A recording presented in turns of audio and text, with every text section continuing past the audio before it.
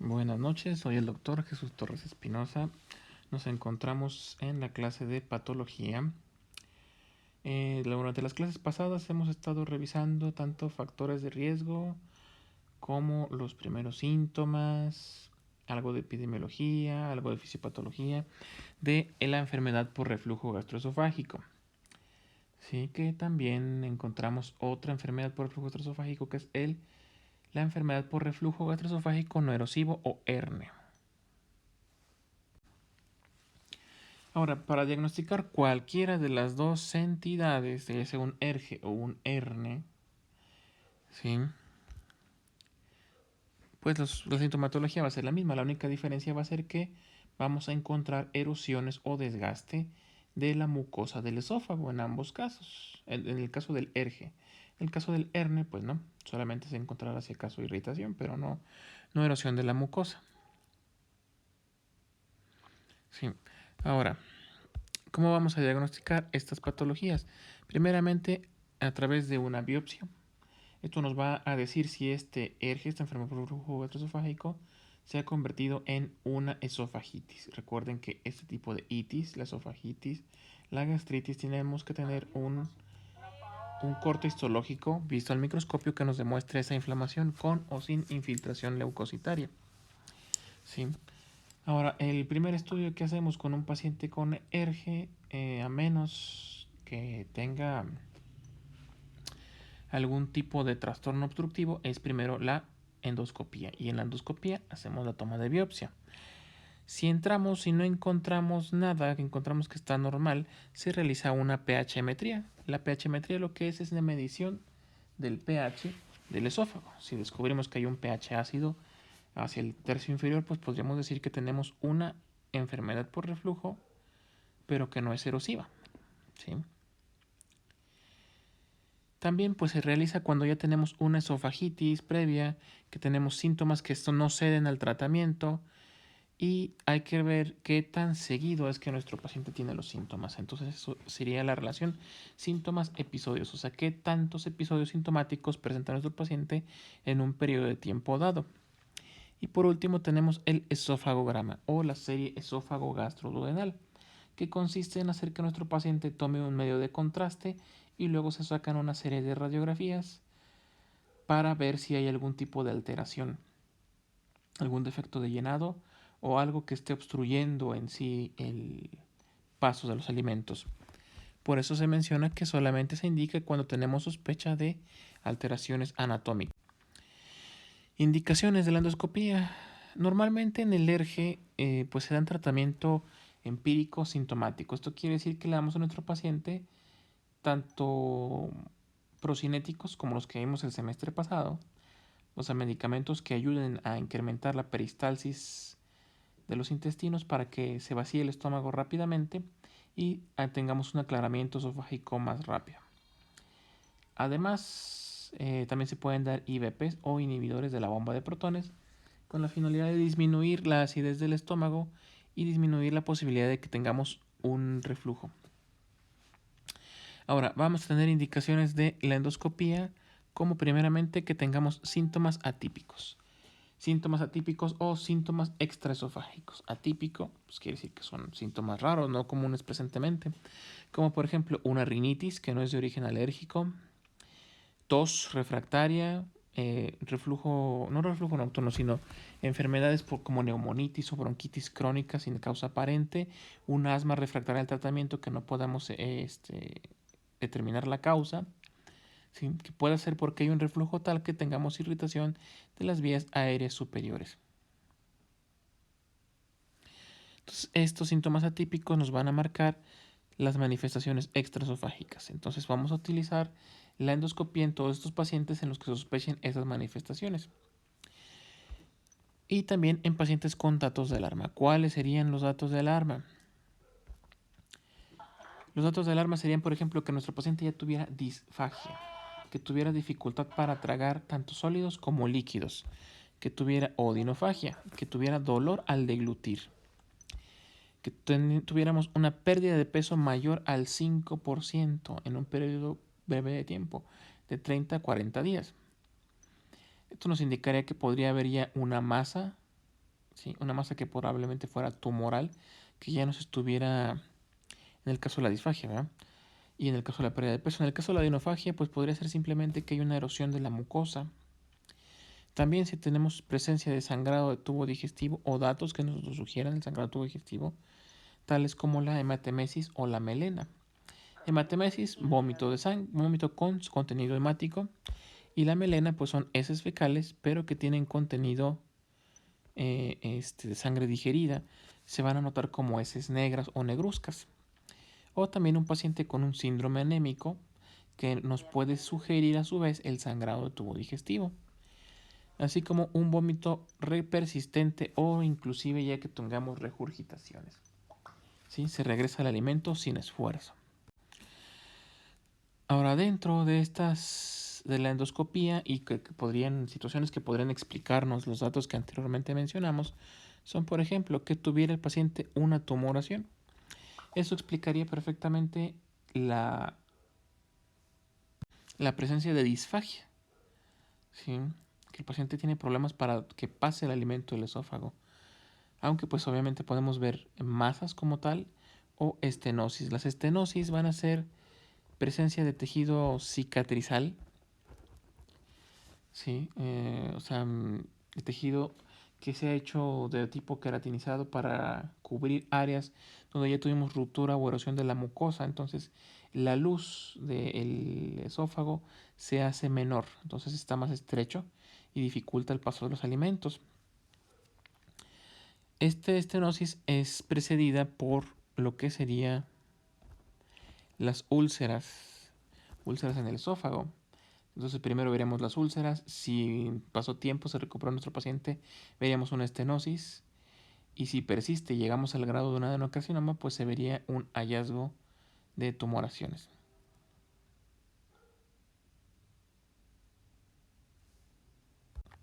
Además, pues nos sirven también la endoscopía para revisar pacientes con síntomas recurrentes que hayamos enfrentado o encontrado después de haber realizado algún tipo de procedimiento antirreflujo. Los procedimientos antirreflujo pues son medidas quirúrgicas en las cuales, por ejemplo, tenemos pues la reducción quirúrgica de una hernia hiatal en caso de que exista, o la fundoplicatura tipo Nissen, en la cual pues se toma parte del estómago y se enreda o se arrolla sobre el esófago para tratar de reforzar las fibras del esfínter esofágico inferior. Ahora, por ejemplo, vamos a ver algunas imágenes endoscópicas para más o menos ir sabiendo qué es lo que se puede observar en uno de estos estudios. Primeramente, aquí tenemos una esofagitis con cambios mínimos, ¿sí? En la cual pues vamos a ver algunas situaciones.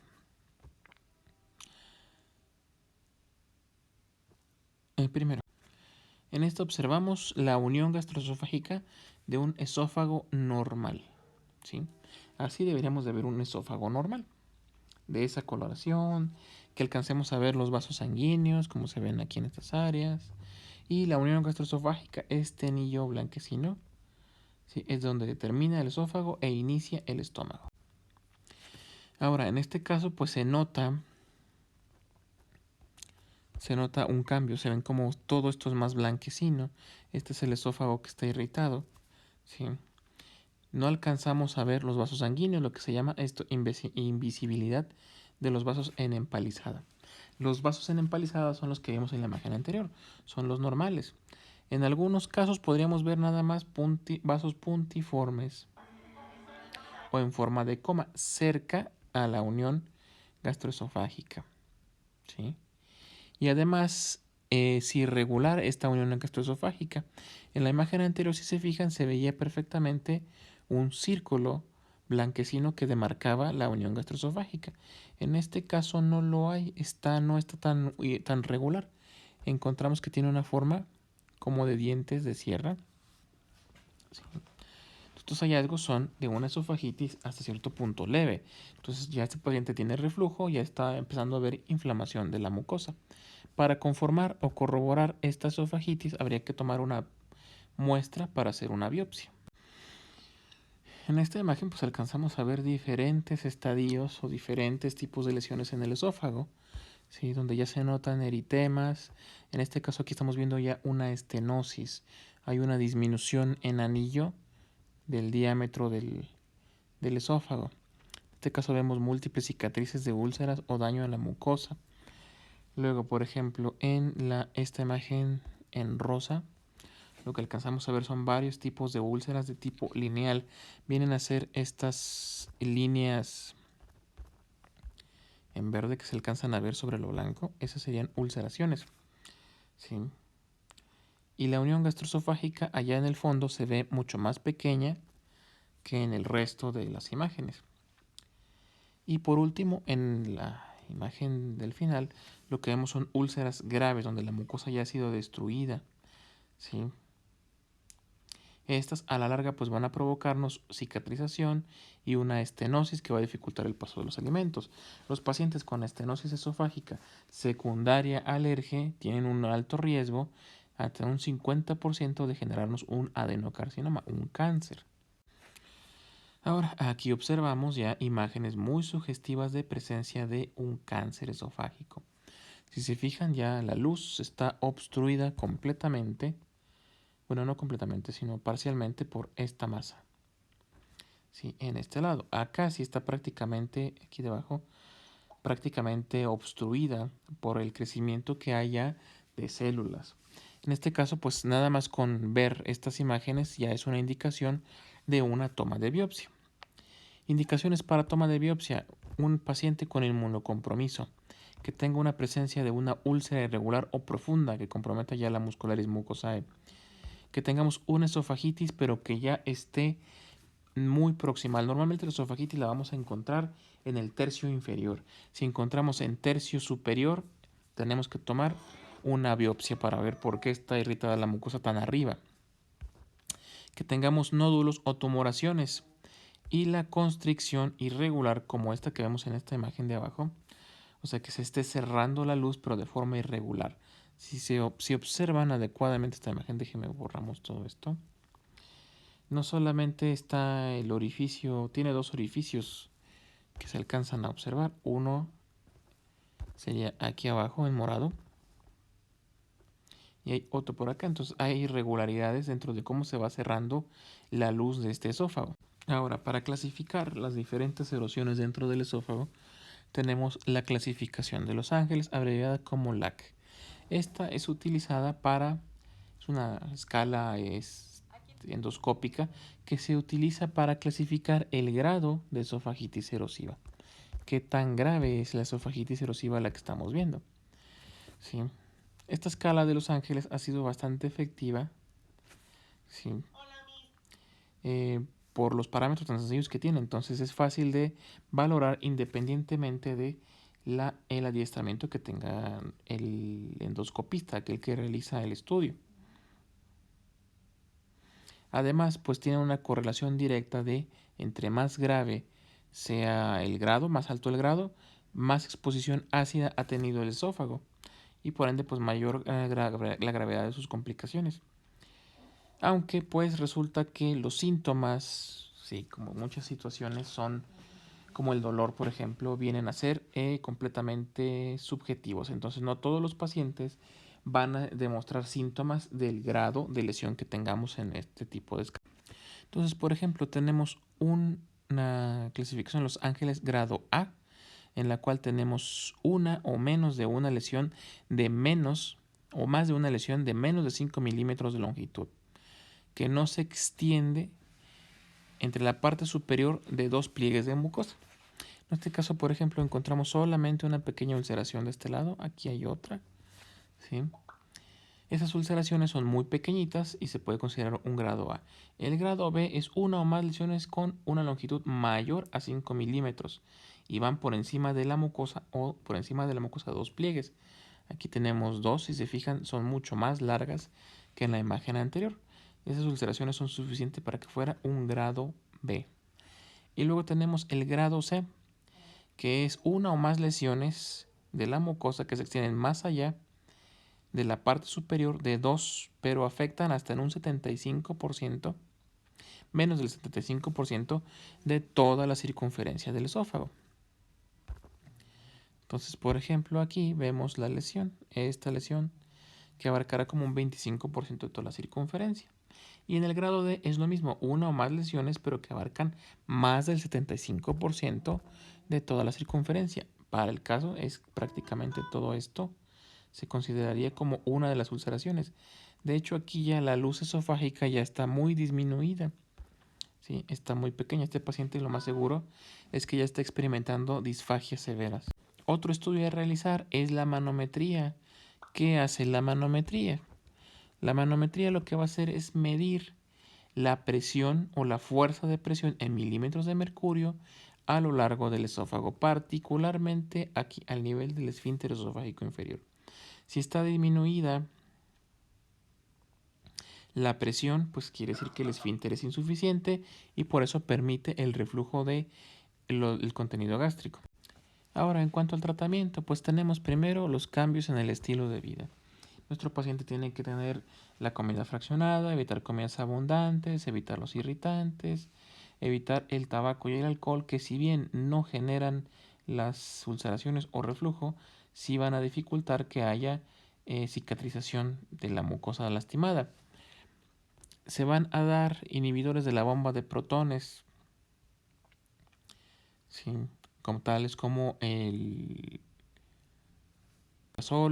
omeprazol, lansoprazol, rabeprazol, ¿sí? En algunos casos se vamos a utilizar procinéticos que van a ser útiles en la situación del vaciamiento gástrico.